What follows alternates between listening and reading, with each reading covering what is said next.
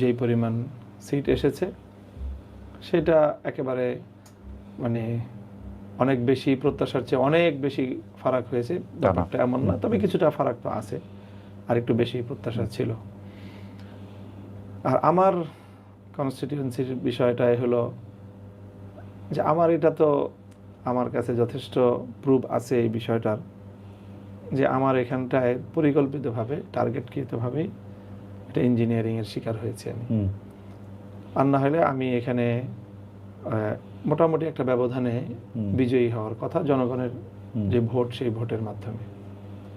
আপনার কাছে কি মনে হয়, যদি আপনি ইঞ্জিনিয়ারিংটার কথা আপনি বলছেন, আসলে ভোট পরবর্তী সংবাদ সম্মেলন বা ভোট পরবর্তী সাংবাদিকের কাছেও আপনি এরকম কথা বলছেন, আপনার কাছে কি মনে হয় যদি ইঞ্জিনিয়ারিংটা হয়ে থাকে, বা আমি ধরে নেই যে মানে ইঞ্জিনিয়ারিং হয়েছে, তাহলে সেটা কে করলো? মানে এটা কি ডক্টর মোহাম্মদ ইউনূসের সরকার, মানে সরকারের ভিতর থেকে কেউ, সেনাবাহিনী, নাকি এইটা একটা ইঞ্জিনিয়ারিংটা বিএনপি, জামায়াত, বা মানে কে করলো এটা? এটা আমার কাছে সুনির্দিষ্ট একটা আছে, জি, সুনির্দিষ্ট যেই প্রমাণ এবং যেই আলামতগুলো আমার কাছে আছে, ব্যক্তি আমার কাছে, অন্য কারো ভায়া বা মাধ্যমে না, আমার সরাসরি নিজের কাছে। এখানে কিছু তো যারা প্রশাসনিক কর্মকর্তা যারা এটার সাথে জড়িত ছিলেন তাদের কিছু লোক, এবং সরাসরি এখানে সেনাবাহিনীর একটা প্রত্যক্ষ সরাসরি ইনভলভমেন্ট ছিল ইঞ্জিনিয়ারিংয়ের সাথে, এবং সেইভাবেই সেনাবাহিনীর নেতৃত্বেই মূলত আমার এই আসনে ইঞ্জিনিয়ারিংটা হয়েছে। এটাকে আপনি আগে প্রেডিক্ট করতে পারছিলেন যে এরকম কিছু হবে? হ্যাঁ, সেই আশঙ্কাটা আমার আগে থেকেই ছিল। আগে থেকেই ছিল, মানে কারণ আমি আগে থেকেই আমার কাছে যেগুলো সব কথা হয়তো বলা যাবে না, এমন অনেক কথা আছে। সেনাবাহিনীর আকাঙ্ক্ষা ছিল যেন আমরা বিএনপির সাথে এলাই করি।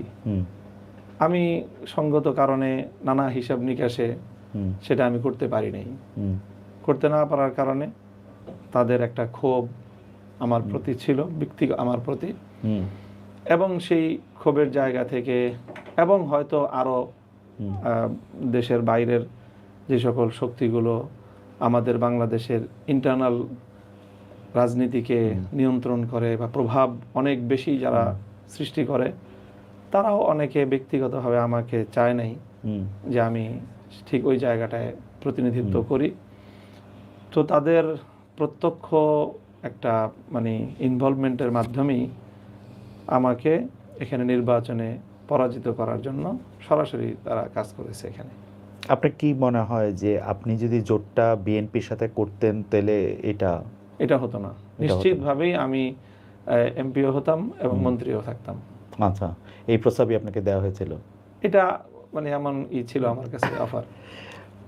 তো খুবই মানে আমি কি বলবো যে ঢাকার অন্যান্য আসনেও কি এরকম হয়েছে বলে আপনার কাছে খবর? ঢাকার অন্যান্য আসনের ব্যাপারে এই ধরনের তীব্র খবর নাই, শুধু ঢাকা 8 আসনের ব্যাপারে আমরা যেটা আশঙ্কা করি যে ঢাকা 8 আসনের বিষয়টাতেও অনেকটা এরকমভাবে মেকানিজমের মাধ্যমেই ফলাফলটা নির্ধারণ করা হয়েছে।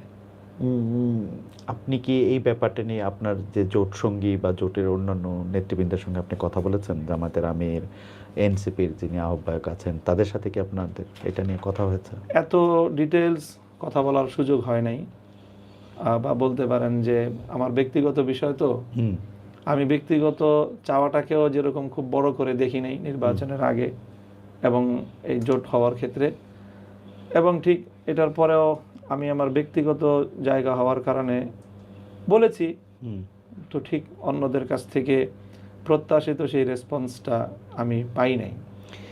এইটা একটু কৌতূহল উদ্দীপক না যে মানে আপনি তো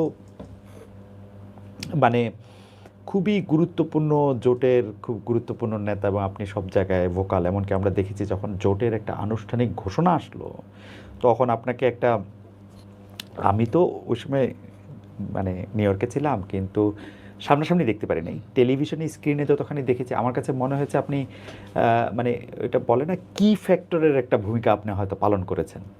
তো সেই ক্ষেত্রে আপনার ক্ষেত্রে যদি এত এরকম হয়, তাহলে জামাতে ইসলামী বা এনসিপির কি আরেকটু ইনভলভমেন্ট দরকার ছিল, বা আরেকটু এটা আপনাকে তারা হয়তো আরেকটু করতে পারতেন। বাকি এখানে বিষয়টা এখানে মানে বিবেচনা করা হয়েছে হয়তো একটা সিট হিসেবে, ওকে, একটা সিট। আর এখানে যেহেতু আমার মতো আরো গুরুত্বপূর্ণ একাধিক ব্যক্তিবর্গ এরকম খুব স্বল্প ব্যবধানে পরাজিত হয়েছেন, বিশেষ করে জামাতের সেক্রেটারি জেনারেলের যে বিষয়টা আছে, হয়তো সেগুলোর সাথে সব মিল করে এখানে কোনো একজন ব্যক্তিকে খুব বেশি একটা ফোকাস করাটা জোটের অন্যান্য নেতৃবৃন্দ গুরুত্বপূর্ণ মনে করেন নাই। আমি একটু যদি ভবিষ্যতের দিকে তাকাই, অনেকেই বলছিলেন যে এই 11 দলের যে জোটটা হয়েছে সেটা ঠিক আদর্শের জোট না, এই জোটটা হচ্ছে নির্বাচনী জোট। অনেকে না, আপনারা সবাই বলেছেন আসলে as a matter of fact. আপনি জোটের ভবিষ্যৎ কি দেখেন? আপনাদের পথ চলা কি এরকমই থাকবে, নাকি আপনি? আমি আদর্শের জায়গা থেকে একটু কথা বলি যে আমাদের এই জোটটা ঠিক আদর্শিক না, আমি সেটা বলবো না। আমাদের এই জোটটার প্রধান মুখ্য যে উদ্দেশ্য ছিল সেটা হলো জুলাই সনদ, রাইট। অর্থাৎ জুলাই সনদের ব্যাপারে এবং জুলাইয়ের স্পিরিটটাকে বাস্তবায়ন করার ক্ষেত্রে আমি কোনো আপোষ করতে চাই নাই। মূলত জুলাইয়ের ব্যাপারে আমার এই অবস্থান, এটাই আমাকে এই জোটের দিকে নিয়ে আসছে। কাজে আমরা মনে করি যে আমাদের এই জোটের যে আদর্শিক দৃঢ় যেই জায়গাটা সেটা হলো জুলাই সনদ। জুলাই বিপ্লবটাকে বাংলাদেশে আইনিভাবে, রাজনৈতিকভাবে, সাংবিধানিকভাবে, যত রকমভাবে সম্ভব এটাকে প্রতিষ্ঠিত করা, সেই চিন্তা থেকেই আমাদের এই জোটের যাত্রা শুরু, এবং সেটাকে কেন্দ্র করেই এই জোটটা আসলে গঠিত হয়েছে। এরপরে আমাদের ধাপে ধাপে আমরা কিছু অর্জন করেছি, সবটা করতে পারি নাই। সামনে আমরা এই জুলাইকে কেন্দ্র করেই আমাদের মূলত যাত্রা। আপনার কাছে কি মনে হয় যে জুলাইতে তো মানে জুলাইয়ের পুরো আন্দোলনটাই গড়ে উঠছিল যে একটা বৈষম্য বিরোধী জায়গা থেকে, তো সেই বৈষম্য বিরোধিতার জায়গায় তো সব মানুষের সমান অধিকার থাকার কথা। আপনাদের জোটের ক্ষেত্রে একটা বড় কথা আমি এরকম শুনতে পাই যে আপনারা শুধু মানে আমি যদি বলি যে শুধু মুসলমানদের, শুধু সুন্নি মুসলমানদের, শুধু পুরুষের এবং এদের অধিকার রক্ষায় যতটা আপনারা কথা বলতেছেন বা এদের ব্যাপারে যতটা কথা বলতেছেন, এই পুরুষ বা সুন্নি মুসলমান না, বা ধরেন আপনাদের রাজনৈতিক আদর্শে যারা বিশ্বাস করেন না তাদেরকে আপনারা এক চোখে দেখতেছেন না, এই ব্যাপারটা কি আসলে মানে জুলাইয়ের স্পিরিটের সাথে এটা যায়? এইটা একেবারেই কথাটা আমি গ্রহণ করতে পারলাম না।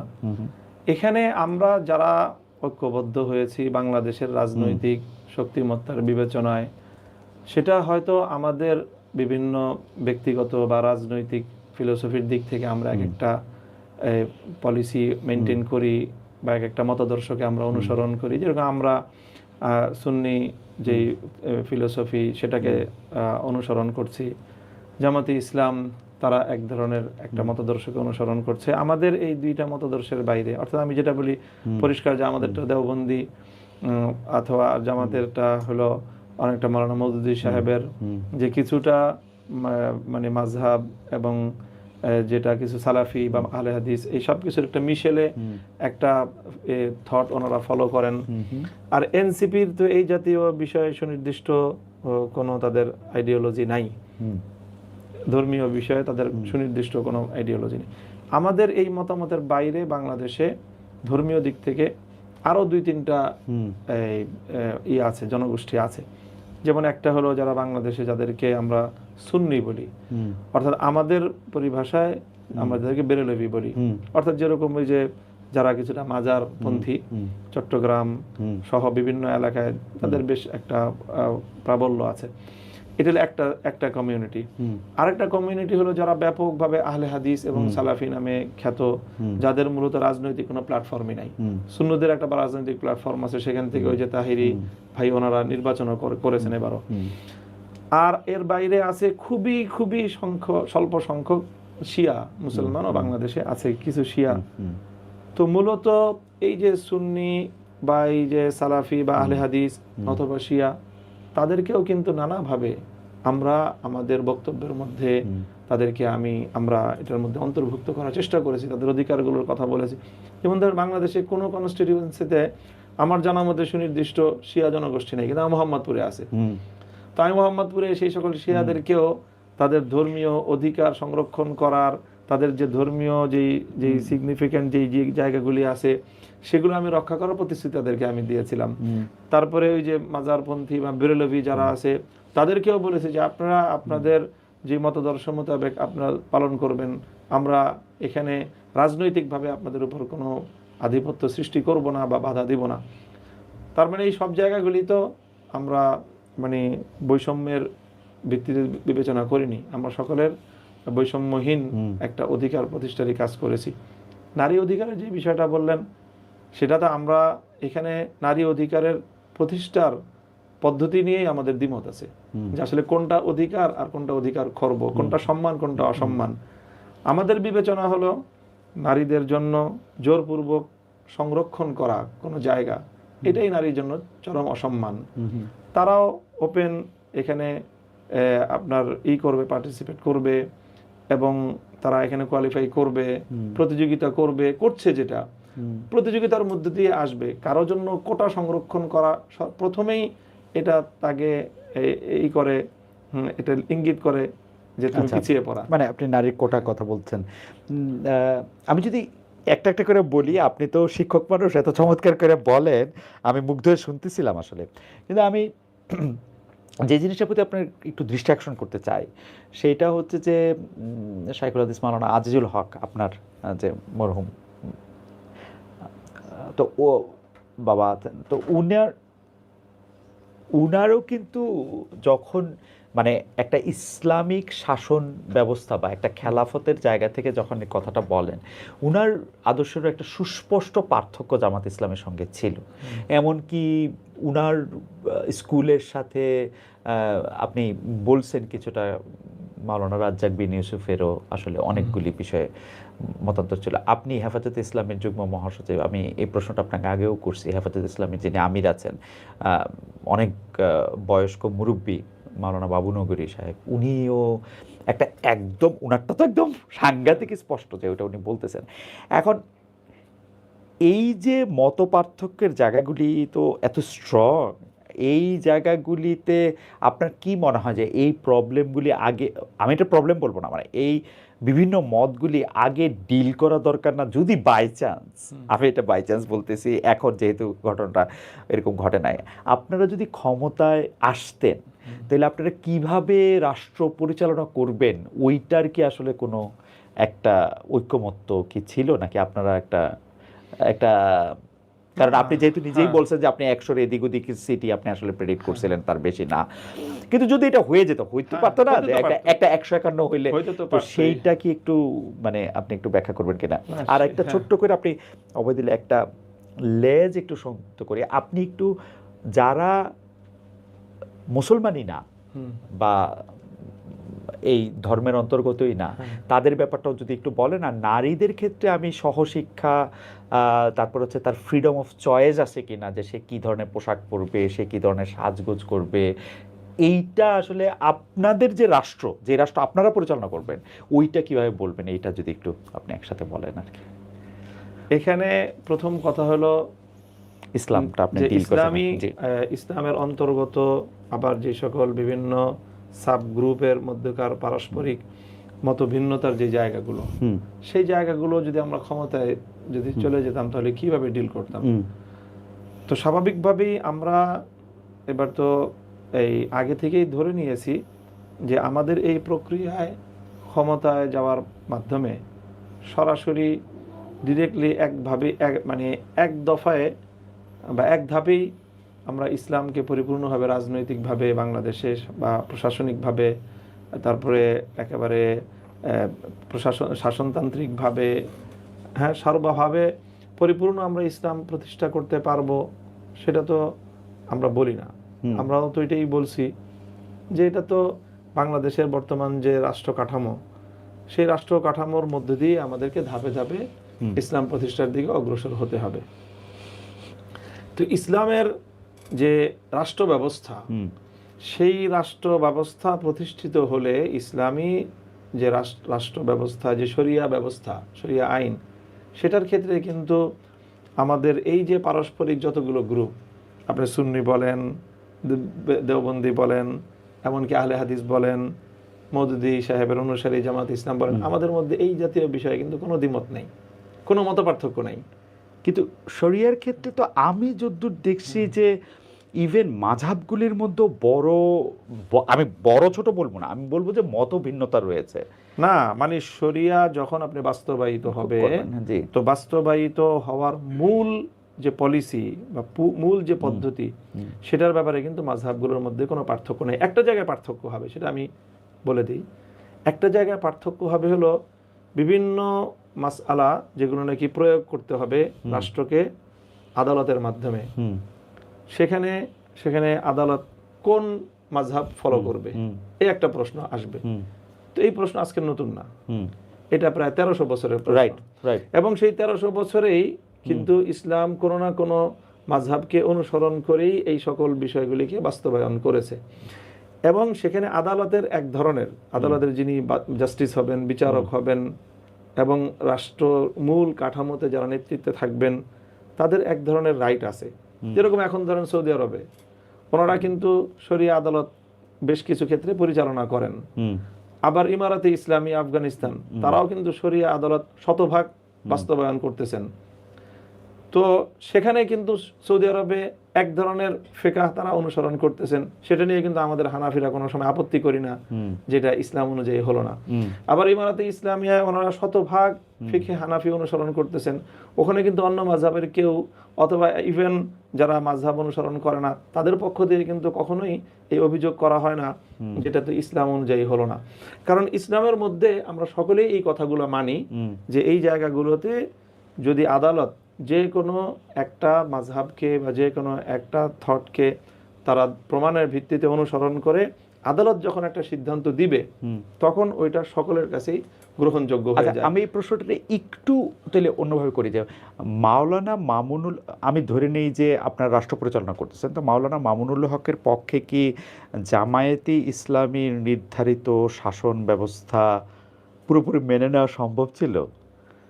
মানে এটা কোনো একটা আলোচনার মাধ্যমে সিদ্ধান্ত হতো। আচ্ছা, এবং অবশ্যই সেই আলোচনার মাধ্যমে তাদের মধ্যে ইসলামিক স্কলাররা আছেন, আমাদের মধ্যে ইসলামিক স্কলাররা আছে, আমরা বসে এটা একেবারে নির্ধারণ করতাম যে আসলে এই বিষয়ে রাষ্ট্রীয় পলিসির ক্ষেত্রে আমরা কোনটা ফলো করব। আচ্ছা, আমরা একটু মুভ ফরওয়ার্ড করি যে যদি আপনি যারা বাংলাদেশের সংখ্যালঘু আছেন, নারী আছেন, তাদের ব্যাপারে মানে তারা কি একটা দ্বিতীয় শ্রেণীর, মানে যারা মুসলমান নন তাদের মধ্যে এরকম একটা আশঙ্কা থাকে যে আপনারা যদি ক্ষমতায় আসেন তাহলে তারা দ্বিতীয় শ্রেণীর নাগরিকে পরিণত হবেন কিনা? কেন, তারা দ্বিতীয় শ্রেণীর নাগরিক হওয়ার তো কিছু নাই।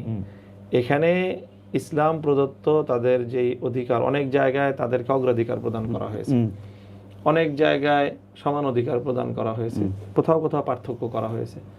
যেরকম ইসলামে যারা মুসলমান তারা রাষ্ট্রকে জাকাত পে করবে, অমুসলিম তো জাকাত দিবে না। তো জাকাত একটা রেভিনিউ কালেকশনের বড় একটা। জাকাত কি রাষ্ট্রকে দেয়? জাকাত তো রাষ্ট্রকে দেয়। হ্যাঁ, রাষ্ট্রের জাকাত তো মানে আমি যদি কোনো রাষ্ট্রে নাও অবস্থান করি তারপরেও তো আমার উপরে জাকাত। যখনই ইসলামী রাষ্ট্র হবে, ইসলামী রাষ্ট্রের অন্যতম একটা কাজ হলো জাকাত কালেকশন করা। কিন্তু মানে আমি এটা একটু বোঝার জন্য আর কি, জাকাত তো ধরেন আমি বাংলাদেশ ইসলামিক রাষ্ট্র না, আমারও মানে আমি যদি মুসলমান হই ঠিক আছে, আবার আমেরিকাতেও তো আমার জাকাত এটা ব্যক্তির উপর ফরজ হয়, রাইট, কিন্তু এইটার ব্যবস্থাপনা করাটা ইসলামী রাষ্ট্রের দায়িত্ব। ওকে, যখন আল্লাহ রাসূল সাল্লাল্লাহু আলাইহি ওয়াসাল্লাম এভাবেই করতেন। এটা কি মাস্ট যে মানে এটা বাংলাদেশ ইসলামী রাষ্ট্র হলে আমি জাকাতটা সরকারি জাকাত ফান্ডেই দিব, এটা কি মাস্ট? মানে সরকার এই বিষয়ে মানে আমার কি এটাতে ফ্রিডম অফ থাকবে না যে আমি জাকাতটা অন্য কাউরে দিব কিনা? যখনই খেলাফত প্রতিষ্ঠিত হবে বা ইসলাম পরিপূর্ণভাবে অনুসরণ হবে, মানে এটা নাকি বাস্তবায়িত হবে, তখন সেখানে রাষ্ট্র যেইভাবে নির্ধারণ করে দিবে সেইভাবেই দিতে হবে। এবং যতটুকু বলবে রাষ্ট্রীয় ফান্ডে দিতে একজন ব্যক্তিকে, ততটুকু রাষ্ট্রীয় ফান্ডেই তাকে দিতে হবে। আচ্ছা, হ্যাঁ, আর যদি রাষ্ট্র যদি বলে যে না আমরা এই দায়িত্বটা এভাবে নিচ্ছি না, আপনারা যার যার মতো করে জাকাত দিয়ে দেন, সেটাও রাষ্ট্র সেই সুযোগ রাখতে পারে। ও মুসলিমদের ক্ষেত্রে যেহেতু তারা জাকাত দিবে না, তারা জিজিয়া দিবে, জিজিয়া দিবে। এবং রাষ্ট্রীয় যে খরচের যে এটা রেভিনিউ কালেকশনের মধ্যে জাকাত যেরকম একটা ফান্ড, ঠিক এরকম জিজিয়া আরেকটা সোর্স। কিন্তু জিজিয়া ওকে একটু লেসার সিটিজেন করে না, মানে যে মুসলমান মানে না তাকে একটু কম সিটিজেন করে যায় না, মানে কম সিটিজেন করে না, সেটা হলো বিশ্বাসের জায়গা থেকে এটা প্রমাণ করে যে সে আল্লাহর দেওয়া বিধানটাকে, মানে আল্লাহকে বিশ্বাস, আল্লাহর ধর্মকে সে বিশ্বাস করতেছে না। এটার শুধু একটা লক্ষণ এটা, যে তুমি যেহেতু আল্লাহকে বিশ্বাস করছো না, আল্লাহর ধর্মকে, আল্লাহর দেওয়া বিধানকে তুমি মানছো না, কাজেই তুমি জাকাত দিতে পারছো না, এই জন্য তুমি জিজিয়া দিবা। এটা কি একটু শাস্তিমূলক, একটু পিউনিটিভ? এটা যদি কেউ এখন ফিল করে, মানে ফিল করতো কিনা, আমারই তো একটু ফিলিংটা হচ্ছে এরকম যে এটা একটু শাস্তিমূলক মনে হইতেছে। এটা এখন একজন মানুষ অমুসলিম, এখন অমুসলিমের ব্যাপারে ইসলামের বিশ্বাস হলো সে চিরস্থায়ী জাহান্নামী, এখন তার যে জাহান্নামী হওয়াটা এটা শাস্তি কিনা? ও মানে সেটা তো হচ্ছে, আচ্ছা আমরা থিওলজির এই জায়গা থেকে একটু আগাই। আমি যদি একটু নারীদের কথা বলি, যে নারীদের এই ফ্রিডম অফ চয়েস থাকবে না, তারা পরনের কাপড় কিরকম পরবে বা তারা কিরকম বেশভূষার মধ্যে থাকবে, এইটাতে আপনাদের একটা, আমাদের না, আমি তো বলছি প্রথমেই যে আমরা যখন এটাকে ইসলামী রাষ্ট্র ঘোষণা যদি কোনোদিন করি, তখন এই সকল বিষয়গুলি প্রশ্ন আসবে। আমরা প্রচলিত যেই পদ্ধতির মধ্য দিয়ে আমরা কার্যক্রম পরিচালনা করছি, আমরা মনে করি ধাপে ধাপে মানুষ যখন ইসলামকে সর্বান্তকরণে মানার জন্য প্রস্তুত হবে, সেরকম একটা পরিবেশে গিয়েই আসলে পরিপূর্ণ ইসলাম বাস্তবায়িত হবে। এর আগ পর্যন্ত এখানে গণতান্ত্রিক পদ্ধতিতে যখন আমরা ক্ষমতা গ্রহণ করব, তো আমরা প্রতিশ্রুতি দিয়েছি এইবারও যে আমরা গণতান্ত্রিক পদ্ধতিতেই রাষ্ট্র পরিচালনা করব। তো যখন এই পদ্ধতিতে রাষ্ট্র পরিচালনা করতে হবে, তখন আমাদেরকে এই ফ্রিডম অফ চয়েস রাখতে হবে। ওকে, আপনি কি এইটা মনে করেন যে ইসলামী শাসনতন্ত্র আন্দোলন অর্থাৎ চরমনাইয়ের পীর সাহেবদের সঙ্গে যে আপনাদের জোটটা হলো না, এটা আপনাদের নির্বাচনে একটা প্রভাব রাখছে? বা মানে চরমনাই কিছুটা তো প্রভাব রেখেছে। আমি শুরুতেও বলেছিলাম যে খুব বেশি প্রভাব রাখে নাই। আসলে চরমনাই পীর সাহেব বাংলাদেশের রাজনীতিতে ওনার যে অবস্থানটা আছে এবং ওনার যেই পরিমাণ সমর্থক এবং ভোটার আছে, এই যে ভোটটা হয়ে গেল, সেই ভোটে আপনি ওনার কাস্টিং ভোটের যে পার্সেন্টেজটা দেখবেন, সেটা আমার সেই প্রেডিকশনটাই বাস্তবায়িত হয়েছে যে ওনার ভোটাররা সবাই ওনাকে ভোট দেয়নি।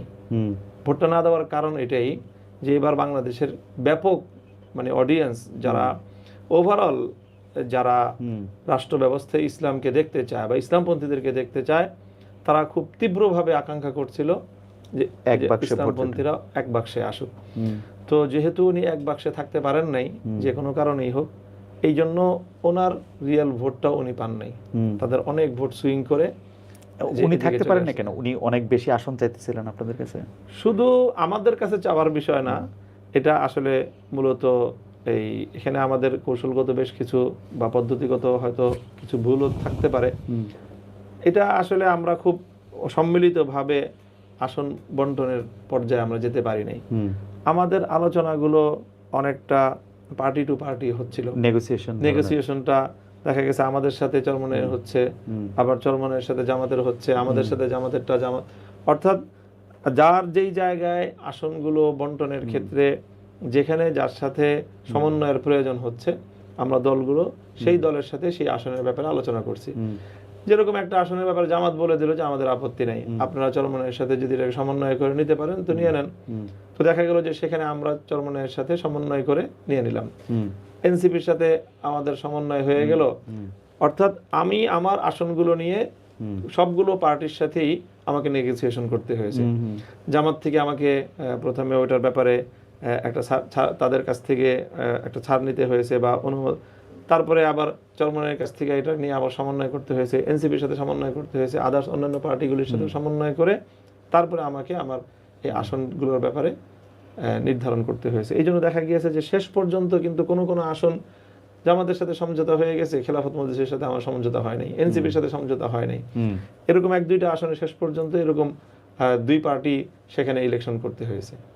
আপনার কি মনে হয় যে আপনি যেহেতু নেগোসিয়েশনের কথা তুললেনই, আপনার কি মনে হয় যে এনসিপিকে কি নতুন দল হিসাবে বা তাদের যোগ্যতা সামর্থ্য হিসাবে বেশি আসনে আপনারা ছাড় দিয়েছেন নাকি ঠিকই আছেন?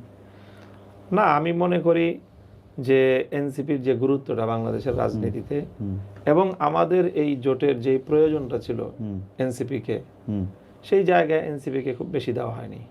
আর একটু বেশি দিলে কি ভালো হতো? আরেকটু বেশি দেওয়ার পরিবেশ ছিল না।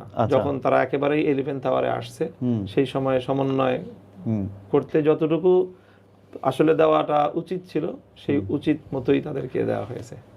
আমরা এটা শুনছি, আপনি এটা কতটুকু বলবেন আপনার জানি না, মানে এই যে নেগোসিয়েশনটা, সেই নেগোসিয়েশন টেবিলে অনেক দুয়ারেই যাওয়া আসা এরকম ব্যাক অ্যান্ড ফোর্থ হয়েছে। মানে কে বিএনপি জোটের সাথে যাবে, আপনি বাদেও এনসিপি আসলে বিএনপির সাথে যাবে না আপনাদের সঙ্গে আসবে, সেটা অনেক টানাপোড়েন হয়েছে। অনেকেই বলে থাকেন যে এইটার মধ্যে আপনি একটা কি ফ্যাক্টর হিসাবে, মানে এনসিপি যাতে জামাতের সাথে বা আপনাদের জোটের মধ্যে আসে, আপনার সাথেই অনেক বেশি আলোচনা হয়েছে, এটা কি ঠিক? না, আমার সাথে একটা পর্যায়ে আলোচনা হয়েছে, অর্থাৎ আমি আমার রাজনীতির অবস্থানটা কোন দিকে হবে, আমি বিএনপির সাথে এলাই করব না জামাতের সাথে এলাই করব, এটা নিয়ে আমি অনেক পরে ডিসিশন নিয়েছি আমাদের অন্যান্য ইসলামী দলগুলোর তুলনায়। একেবারে লাস্ট মোমেন্টে আমি সিদ্ধান্তটা নিয়েছি। আমার সিদ্ধান্ত নেওয়ার ক্ষেত্রে আমি অনেক গুরুত্বের সাথে বিবেচনা করেছি এনসিপি কি করতেছে সেটা, যেটা অন্য কেউ করে নাই। আচ্ছা, আমার কাছে এনসিপির গুরুত্বটা অনেক বেশি ছিল। আমি যেটা আমার দেখায় বাংলাদেশে অন্য কোনো রাজনৈতিক দল এনসিপিকে এতটা গুরুত্ব দিয়ে কেউ এইভাবে বিবেচনা করে নাই যতটা আমি করেছি এবং আমি এখনো করি। এই জন্য আমি এনসিপির সাথে তাদের মতামত এবং তাদের মনোভাব বোঝার জন্য অনেক দেরি করেছি, এবং যখন আমি দেখেছি যে এনসিপির মনোভাব হলো যে এইদিকে এই জোটে আসবে, তখন আমি ফাইনাল করেছি। এরপরে আবার এনসিপি কিছুদিন আবার একটু ঝুলন্ত ছিল, কিন্তু লাস্ট শেষ পর্যন্ত তারা এখানে এসেছে। তো সেই হিসাবে আমার চাওয়াটা পূর্ণ হয়েছে আর কি। তারা মোটামুটি ভাবে নেগোসিয়েশন করতেছিল আপনাদের সঙ্গেও, আবার অন্য জোটের সঙ্গেও এটা নেগোসিয়েশন করতেছিল। আপনার কাছে কি মনে হয়, ধরেন আমি যদি একটু আবার পুরনো প্রসঙ্গটার মধ্যে একটু আসি, যে ইসলামী শাসন ব্যবস্থা বা ইসলামী, আমি যদি আরবি শব্দটা বলি তাহলে সুবিধা, হুকুমত, এই ইসলামী হুকুমতটা যদি ইসলাম ধর্ম যারা অবলম্বন করে তাদের জন্য যতটা অ্যাপ্রোপ্রিয়েট, ধরেন এখনও তো 8 থেকে 10% যারা ইসলাম ধর্ম অবলম্বন করেন না তারা এই দেশে আসেন, তাদেরকে আমরা পার্মানেন্ট জাহান্নামী ধরে নিয়ে বা তাদেরকে একটা পেনাল্টি, তাদেরকে কি আমরা একটা চলে যাওয়ার বার্তা দিতেছি? মানে জাস্ট লিভ দিস কান্ট্রি? না, কোনোভাবেই এটা না। আপনি ইসলামের ইতিহাস পড়েন, কিছুটা পড়ছি। ইসলামের ইতিহাসে আপনি দেখেন যে ইসলামী রাষ্ট্র মানে খেলাফতের যে ইতিহাস, খেলাফতের ইতিহাস থেকে আমি 2টা তথ্য আপনাকে শুধু দেই। এই যে ইহুদি সম্প্রদায়, আপনি ইহুদি সম্প্রদায়ের 1500 বছরের ইতিহাস পড়েন, আজ থেকে 500 বছরের বা বাদ দিয়ে এর আগের 1000 বছর, এই 1000 বছর ইহুদিরা পৃথিবীতে সব জায়গায় নিগৃহীত হতো খ্রিস্টানদের দ্বারা। তারা কাদের আশ্রয় ছিল? ইহুদিরা কখনোই গত 1500 বছরে কখনোই তারা কোনো শক্তিশালী অবস্থানে ছিল না, তাদেরকে কারো না কারো আশ্রয়ে থাকতে হয়েছে। কাদের আশ্রয় ছিল? মুসলমানদের আশ্রয় ছিল। ইসলামী খেলাফাই তাদেরকে আশ্রয় দিয়ে বিভিন্ন সময় তাদেরকে রেখেছে। এটা হলো ইহুদিদের ইতিহাস। এরপরে দেখেন আপনি, যেখানেই মুসলমানদের শাসন ব্যবস্থা ছিল, সেই শাসন ব্যবস্থায় মানে অন্যান্য ধর্মে, বিশেষ করে হিন্দু ধর্মাবলম্বী, বৌদ্ধ ধর্মাবলম্বীর যে সংখ্যাধিক্য, সেটাও কিন্তু বিপুল পরিমাণ। আমি আমাদের সাবকন্টিনেন্টাল কথাই যদি বলি, 700 বছর এখানে মুসলমানরা শাসন করেছে, এবং 700 বছরই মুসলমানরা সংখ্যালঘু আর হিন্দুরা সংখ্যাগুরু। সংখ্যাগরিষ্ঠ থেকেও এখানে তারা মুসলমানদের দ্বারা শাসিত হয়েছে। তো যদি ক্ষমতার কারণে মানে অমুসলিমদেরকে লিভ করার যদি কোনো বিষয়টা থাকতো, তাহলে ভারতবর্ষে কোনো হিন্দু খুঁজে পাওয়া যেত না এখন। কিন্তু আসলে মুঘল পাঠানরা যেভাবে ভারতবর্ষ শাসন করছে, তাদের শাসন করা ভারতবর্ষের যতটুকু লক্ষণ বা যতটুকু বৈশিষ্ট্য আছে, আপনারা কিন্তু তার থেকে আলাদা ইসলামের কথা বলতেছেন। এটা হচ্ছে আমার 1 নাম্বার পয়েন্ট। মানে আকবর বাদশার ইসলাম আর মামুনুল হকের ইসলাম এক না। আকবর বাদশার ইসলাম, আচ্ছা ঠিক আছে, হুমায়ুন সাহেবের কথা বলেন, আলমগীরের কথা বলেন। আলমগীর কিন্তু 6 জনের মধ্যে একদম ব্যতিক্রম, দা ফ্যান্টাস্টিক 6 যদি আমি বলি, তারপরে তো আরো 3জন 4জন ছিল। আলমগীর বা ঔরঙ্গজেব উনি তো একদমই ব্যতিক্রম আসলে। উনার কথা যদি আপনার বলতে, আমি বাবর, জাহাঙ্গীর, আকবর, মানে শাহজাহান, তারা ডিফারেন্ট, এর আগে পাঠানরাও ডিফারেন্ট। আমি বরং ইদানিং জায়গায় একটু আসি, তাহলে আমার বুঝতে সুবিধা হবে। ধরেন আপনি এটা ঠিকই বলছেন যে মানে মুসলমানদের রাষ্ট্র পরিচালনা এবং তার মধ্যে অন্য ধর্মের লোকেরা থাকা না থাকা। আমরা যদি এই যেই শতাব্দীটা চলে গেল, সেই শতাব্দীতে আপনি যদি অটোমানদের, মানে যারা তুর্কদের পতনের ক্ষেত্রে ইসলামিস্ট রাষ্ট্রগুলির এক ধরনের সরাসরি ইনভলভমেন্ট আসে, সরাসরি ইনভলভমেন্ট, যেই জন্য আমার তুর্কি ফ্রেন্ডরা কিন্তু আরবদের হেট করে লাইক এনিথিং, বিকজ তারা ব্রিটেনের সাথে হাত মিলায়া এই রাষ্ট্রটা ভাঙার জন্য তারা অ্যাক্টিভ পার্টিসিপেশন করছে, এবং যার জন্য ইসরায়েল নামক রাষ্ট্রটা সৃষ্টি হয়েছে, ইরাকের মতো একটা কৃত্রিম রাষ্ট্র সৃষ্টি হয়েছে। এখন আমার এই কথা বলার উদ্দেশ্য হচ্ছে যে আবার আমি যদি আরেকটু সামনে আসি, এই সুদান, সাউথ সুদানে যে মুসলমানদের মধ্যে অনেকটা মারা হলো বিভিন্ন ফেরকা নিয়া, সৌদি আরব যে ইয়েমেনের কিছু মুসলমানদের মারছে, আমরা সিরিয়াতে, এই আধুনিক সিরিয়াতেও, মানে তুর্কদের সাথে এটা লাগা ছাড়াও আধুনিক সিরিয়াতেও আমরা যে মুসলমানদের নিধন দেখছি মুসলমানদের মাধ্যমে।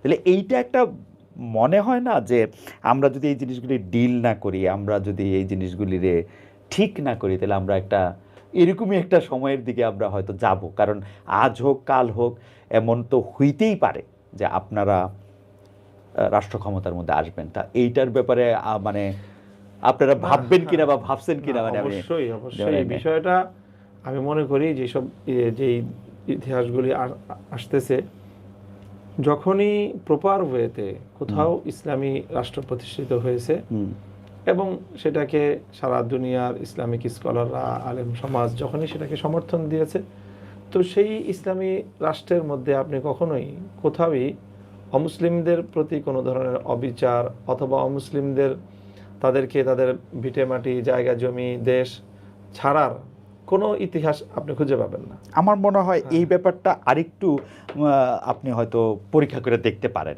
এরকম ঘটনা কিন্তু আসলে আছে। যাই হোক, আমি আপনার সাথে মানে এই তর্ক লজিকে ব্যাক এন্ড ফোর্থ আমি মনে করি অটোমান সাম্রাজ্যের মধ্যে এরকম বহু ঘটনা আছে। এখন অটোমানদেরকে আপনি যথেষ্ট মুসলমান বলবেন কিনা সেইটার একটা মানে না, অটোমানদেরকে আমরা যথেষ্ট না, পূর্ণ মুসলমানই বলি। ইসলামের ব্যাপারে আমাদের তাদের ইসলামের ব্যাপারে আমাদের আপত্তি নাই।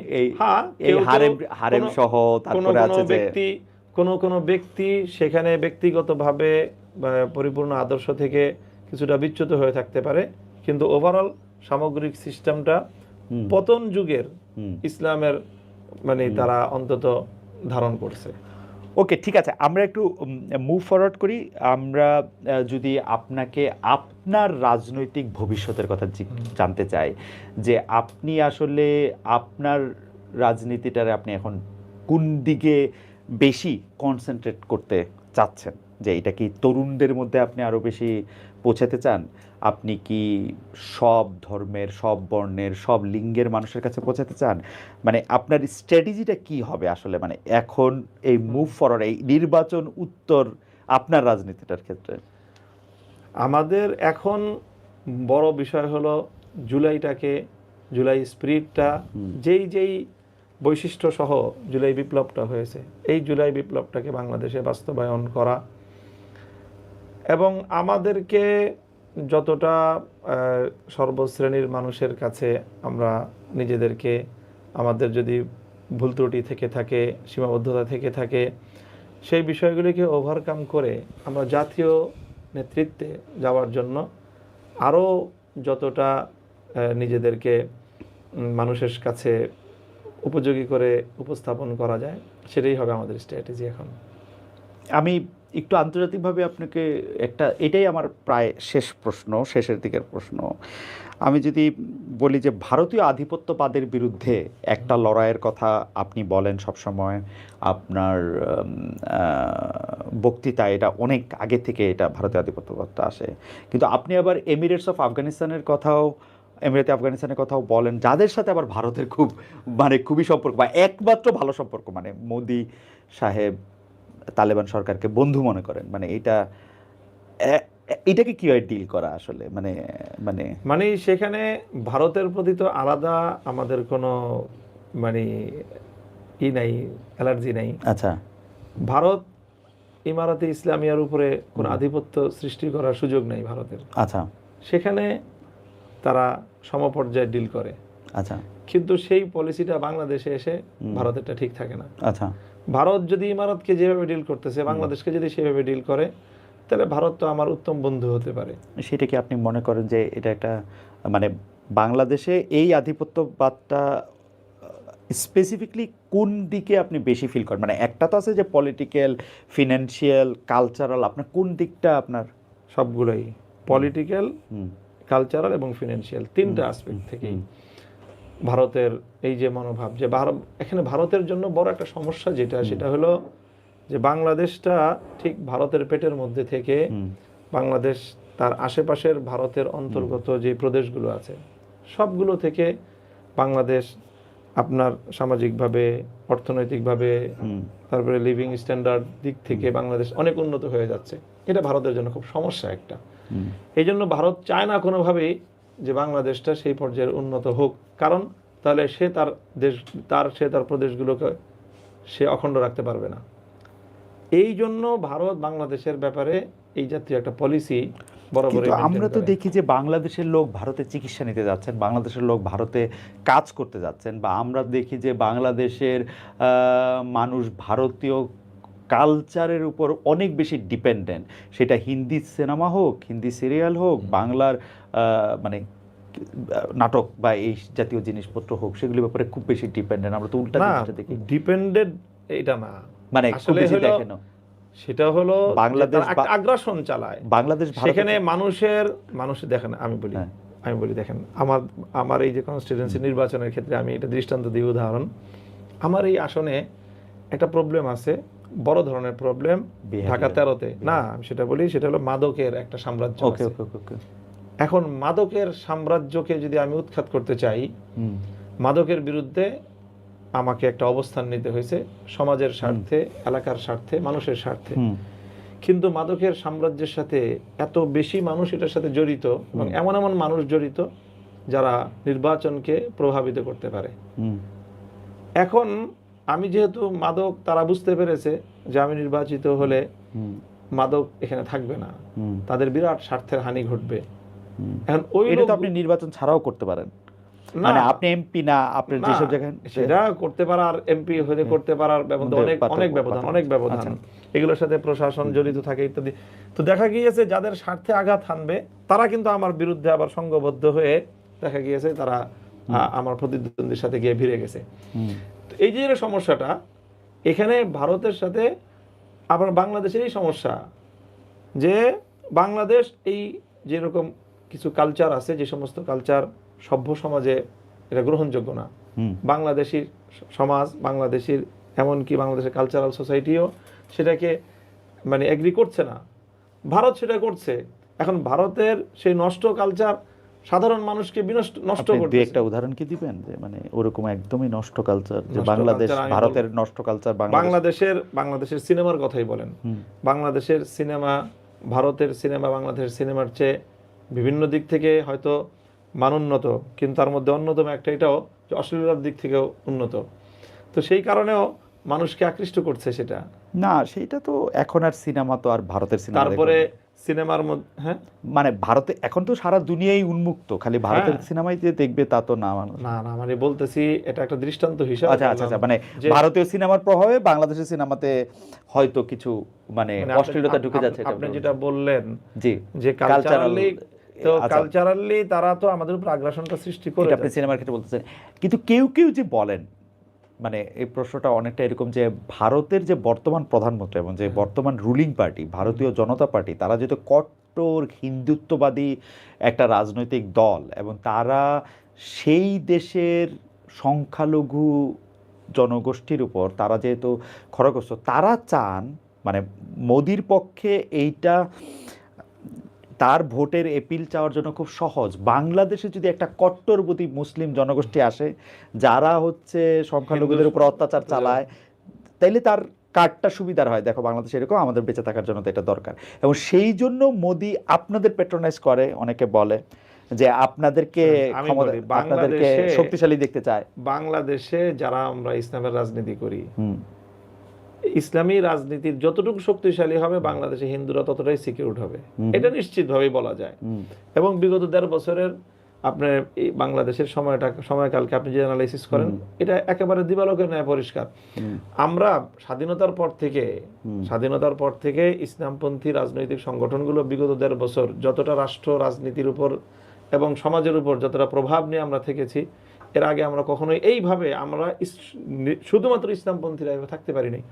আমি মনে করি অন্য যে কোনো রাজনৈতিক গভর্নমেন্টের সময় চেয়ে এই 1.5 বছর হিন্দুরা বাংলাদেশে সবচেয়ে বেশি সিকিউর ছিল, কারণ আমরা। কিন্তু আমি তো শুধু হিন্দুদের কথা বলি না, কিন্তু এই 15 মাসের মধ্যে অসংখ্য মাজার ভাঙা হয়েছে। আমি জীবনে কোনোদিন শুনি নাই কোনো একটা কবরের থেকে একটা লোককে নামায় না আগুন ধরায় দেওয়া হয়েছে, সেটা আবার ঘোষণা দিয়া। এবং আপনি নিজেও জানেন যে এরকম অসংখ্য ঘটনা ঘটছে যেগুলি নিয়ে আসলে আমরা প্রাউড না। এটা তো শুধু আসলে এটা তো আসলে হিন্দু না, এটা তো মুসলমান না। আমি বলি শুধু মাজারের ঘটনাগুলো লাগাতার ঘটে গেছে, ব্যাপারটা এরকম না। শুরুর দিকে 2-3টা ঘটনা ঘটেছে, এরপরে শুধু একটা ঘটনা, বিচ্ছিন্ন ঘটনা বলতে হবে এগুলোকে। আপনি কয়টা হাতে গোনা বলেন না, আমি বলে দিতে পারবো হাতে গোনা। একটা ফরিদপুরে একটা ঘটনা ঘটছে, শেরপুরে একটা ঘটনা ঘটছে, আর এর আগে সিলেটে 1-2টা ঘটনা ঘটেছে। এগুলি ঘটনার স্কেলে তো বেশি না, যে অন্যান্য জায়গায় তো স্কেল বেশি না। এগুলো মিডিয়া এটাকে খুব বেশি, আমি তো ঘটনা গনে গনে বলে দিলাম। ফরিদপুরে একটা ঘটনা, আপনি অনেক ঘটনা গুনতেও পারেন নাই। কুষ্টিয়ার ঘটনা তো আপনি গণলেন না। কুষ্টিয়াতে কিছু মানুষ যারা নাকি এখানে লালনের মাজারকে কেন্দ্র করে ওখানে মাদকের একটা আখড়া জমে, যে কোনো মাজারকেই কেন্দ্র করে আসলে এটা এক ধরনের ইনসিকিউরিটি। মামুন ভাই, আপনি এটা আরো বেশি জানেন, কারণ আপনার কাছে অনেকে আসছে যে মানে অনেক বেশি ইনসিকিউর মানুষ ফিল করছে। কিন্তু এই মাজার, এই মন্দির, এই বাউল মন্দিরেরটা এটা বললে আমি মানবো না, কারণ মন্দিরের লোকেরা সবচেয়ে বেশি সিকিউরিটি ফিল করেছে এই সময়টায় অনেক ক্ষেত্রে। কারণ আমাদের দেশে আমি যদি রথযাত্রার কথা বলি, টোটালি আমাদের দেশে হিন্দু নিপীড়নের যে ঘটনাগুলো 99% হলো সাবোটাজ। এবং এটা যারা ক্ষমতা, যারা দখলদারিত্ব করে, চাঁদাবাজি করে, মানুষের সম্পদ দখল করার যে ধান্দা করে, এরাই মানে যেখানে যেই ভাবে সুযোগ সন্ধানী তারা সেভাবে করে। হিন্দুদেরকে দুর্বল পেয়ে এই দখলদাররা, চাঁদাবাজরা, অথবা যারা এই যে মানুষের সম্পত্তি দখলকারী, তারা সম্পদ দখল করে, হিন্দু দুর্বল হিসেবে তাদেরটা করে। যারা ইসলামের যেই কোনো আপনার ফিলোসফিরই হোক না কেন, যে কোনো থরজার অনুসরণ, ইভেন আলে হাদিস হোক, সুন্নি হোক, বেরলভি হোক, অথবা আমরা দেওবন্দি হই, অথবা আপনার জামাত ইসলাম হোক, এই ব্যাপারে আমাদের সকলের আমি অভিন্ন অবস্থানই দেখেছি যে সংখ্যালঘুদের অধিকারের ব্যাপারে আমরা সব এই ব্যাপারে খুব সোচ্চার আমরা। যার কারণে আর আমাদের কোন গ্রুপের মধ্যেই ওই শ্রেণীটা নাই, একটাও নাই যে মানুষের জায়গা জমি, মানুষের প্রপার্টি দখল করবে। মানুষের প্রপার্টি যারা দখল করে তারা মূলত বাংলাদেশের প্রতিষ্ঠিত রাজনীতি করে, কিন্তু তারে ধর্মকর্ম করতে, মানে আমি ধরেন দু একটা উদাহরণ যদি এরকম দিই, যে এবার এই 15 মাসের মধ্যে যে কয়টা হিন্দুতে তো অনেক রকম উৎসব আছে, সেই উৎসবগুলির সময় কমাইতে বলা হয়েছে কিনা, তাদের আসলে ঢাকের শব্দ যাতে একটা নির্দিষ্ট দূরত্বে না যায় সেগুলি বলা হয়েছে কিনা আপনার কাছে? এটা হয়তো সবসময় বলা হয়ে থাকে।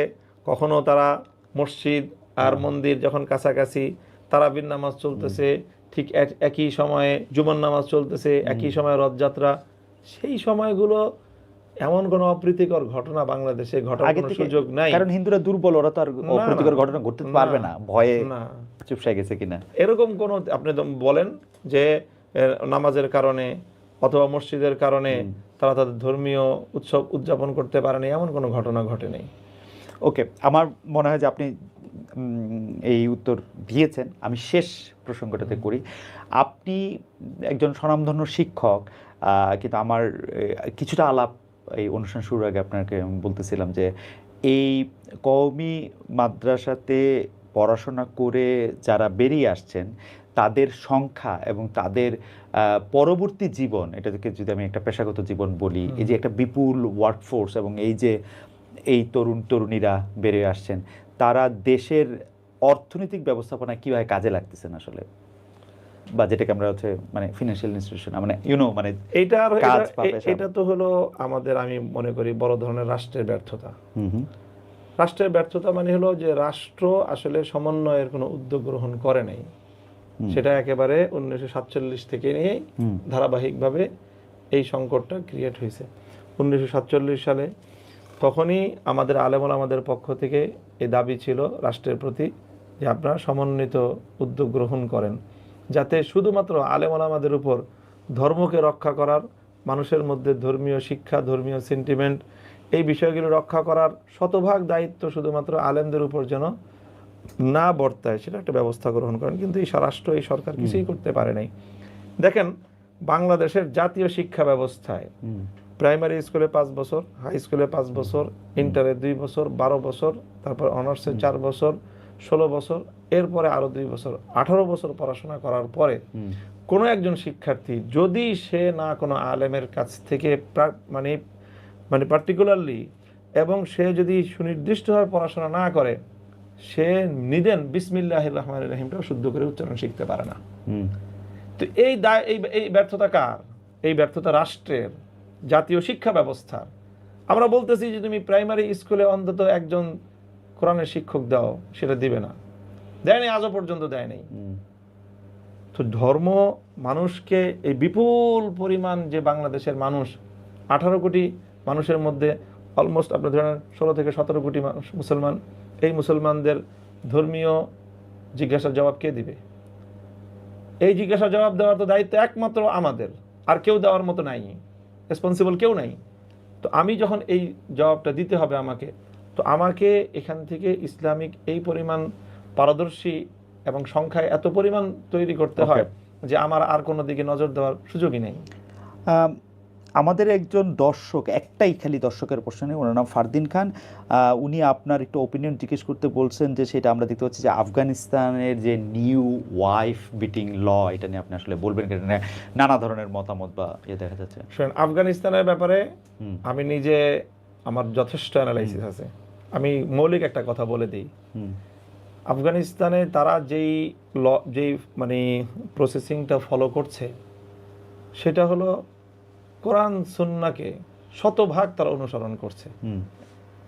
এটা হলো কাজী আফগানিস্তানের যে কোনো ল, যে কোনো আইনের ব্যাপারে যদি কেউ প্রমাণ করতে পারে যে না এটা কোরআন হাদিসে নাই, কোরআন মানে ইসলামী শরিয়ার, কোরআনে স্ত্রীকে, আমি কথাটা বলি, আমি মৌলিক কথাটা বলতেছি, কোরআন সুন্নাহ বিরোধী কোনো আইন তারা করেছে, এটা যদি সাব্যস্ত হয় তখন এটা অভিযোগ করা যাবে যে হ্যাঁ তারা একটা অন্যায় কাজ করেছে। ঠিক কথা বলেছেন। আমি কথাটা শেষ করি। জি, আপনি ঠিক। এখানে যেটা হচ্ছে সেটা হলো এই যে দেখেন, আমি বলি একটু, না আমাকে এই কথাটা বলতে দিতে হবে। জি, এটা আপনি বলেন। সেটা হলো যে একটা দৃষ্টান্ত দেই, মানে এটার রিপ্রেজেন্টেশনটা কিভাবে হয়। ধরে নেন একজন বাবা, আমি একজন বাবা, হ্যাঁ, আমার সন্তান আছে 4 জন। ঘটনাটা এমন ঘটবে যে আমি বেঁচে থাকবো, আমার সব সন্তানরা আমার চোখের সামনে মারা যাবে। এই ঘটনাটাকে 2 ভাবে ব্যক্ত করা যায়। এমন ভাবে বলা যায় যে আমি খুব উৎফুল্ল হব, আবার এমন ভাবে বলা যায় যে আমি বিমর্ষ হয়ে যাব। যদি বলা হয় ভাবে যে আপনার চোখের সামনে আপনার সব সন্তানগুলি মরে যাবে, জিনিসটা খুব খারাপ যাবে, আমার জন্য খুবই বেদনাদায়ক হবে। আবার যদি বলা যায় যে আপনি অনেক দীর্ঘ হায়াত পাবেন, আপনার সকল সন্তানের পরেও আপনি বেঁচে থাকবেন। এখানে মিডিয়াটা যে কাজটা করে আফগানিস্তানের ব্যাপারে, যে আইনটার ব্যাপারে এখানে মিডিয়া অপপ্রচার চালাচ্ছে, পশ্চিমা মিডিয়া সরাসরি যারা 20 বছর আগ্রাসন চালিয়েছে প্রত্যক্ষভাবে, এখন সেই আগ্রাসনে তারা পরাস্ত হয়ে এখন তারা এইভাবে অপপ্রচারের মাধ্যমে তাদেরকে ঘায়াল করার চেষ্টা করছে। এখানে তারা যেই ধরনের আইন করেছে সেটা হলো, যদি কেউ তার স্ত্রীকে প্রহার করে যদি এই ক্ষতিটুকু করে ফেলে, যে অর্থাৎ তার শরীরে কোনো স্পট হয়ে গেল, সে জখম হয়ে গেল, স্ত্রী জখম হওয়ার কয়েকটা দৃষ্টান্ত এনেছে। যেমন জখম হয়ে যাওয়ার এক অর্থ হলো যে তার শরীরে একটা স্পট পড়ে গেল, অথবা তার কোনো হাড় ভেঙে গেল। অনেক সময় এমন আঘাত হয় যে শরীরে কোনো স্পট পড়ে নেই কিন্তু হাড় ভেঙে গেছে। আমাদের ডিবিতে যেটা দেওয়া হয়, ডিবিতে রিমান্ডে দেওয়া হয়, তা আমরা দেখেছি চোখে। যে উপরে দিয়ে কোনো স্পট নাই কিন্তু ভিতরে হাড় ভেঙে যায়। হ্যাঁ, এটা তো ওরা ট্রেন্ড এটা মারার ক্ষেত্রে। হ্যাঁ, তো ওনারা আইনের মধ্যে এইটা ফাইন্ড আউট করেছে যে উপর দিয়ে স্পট নাই, যেটা কোরআনে সরাসরি বলা আছে, হাদিসে সরাসরি বলা আছে, কিন্তু তুমি এখন আধুনিক যুগে এসে এমন কৌশল অবলম্বন করলা যে উপরে স্পট পড়ে নাই কিন্তু ভিতরে হাড় ভেঙে গেছে। তারা আইনের মধ্যে সেটাকেও কভার করেছে যে উপরে স্পট না পড়ে যদি হাড়ও ভেঙে যায় তাও তুমি পানিশমেন্ট পাবা, সেই পানিশমেন্ট যেটা যদি হাড় না ভাঙে, যদি হাড়ও ভাঙে নাই, কোনো স্পটও পড়ে নাই, তার অর্থ হলো মৃদু আঘাত। সেটা করতে পারবে না, সেটা করতে পারবে সেটা না। আপনি যদি বলেন যে মৃদু আঘাত করলে একজন মানুষকে সেই শাস্তি দিবেন, যে আপনি যদি একজন মানুষ আপনাকে খুন করে ফেললো আর একজন আপনাকে আঘাত করলো, দুইটা শাস্তি কি এক সমান হবে? এখন যদি আপনাকে বলা হয় যে তুমি খুন করলে তোমার নামে মৃত্যুদণ্ড হবে, আপনি যদি এটাকে আপনি যদি এভাবে শিরোনাম করেন যে খুন করার আগ পর্যন্ত অনুমতি দেওয়া হয়েছে, ব্যাপারটা তো এটা না। সেখানে তারা দণ্ডবিধি করেছে, দণ্ডবিধির মধ্যে অপরাধের মাত্রা শনাক্ত করা হবে না। তো এই দণ্ডের জন্য অপরাধের মাত্রা এই, তো এই দণ্ডের জন্য অপরাধের মাত্রা ঠিক করার অর্থ তো আর এটা না যে তার আগ পর্যন্ত অপরাধকে বৈধতা দেওয়া হচ্ছে। এটা চরম ভাবে পশ্চিমা মিডিয়ার ভয়ঙ্কর রকমের একটা। আমি যদি একটু পরিষ্কার জন্য বলি যে মানে আপনি কোরআন বা হাদিসের কথা বলতেছিলেন, কোরআন বা হাদিস অনুযায়ী কি স্বামী স্ত্রীকে প্রহার করতে পারে? একটা মাত্রা, মানে যে কোনো মাত্রা পর্যন্ত পারে স্বামী, মানে শুধু এটা অবশ্য বাইবেলের তো পারে। বাইবেলের এরকম বলা আছে যে বুড়ো আঙ্গুলের সমান মোটা একটা লাঠি হইতে ওইটা দিয়ে মারো, অসুবিধা নাই।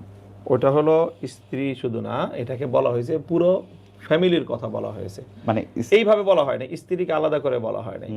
যেটা বলা হয়েছে সেটা হলো পরিবারের কর্তা তার অধস্তন সকলকে মৃদু আঘাত করতে পারবে, যে আঘাতে তার শরীরে কোনো স্পট পড়বে না। পরিবারের কর্তা মানে পরিবারের কর্তা বাবা, হচ্ছে বাবা সন্তানের উপর, সেই ব্যাখ্যায় আসে স্বামী তার স্ত্রীর উপর।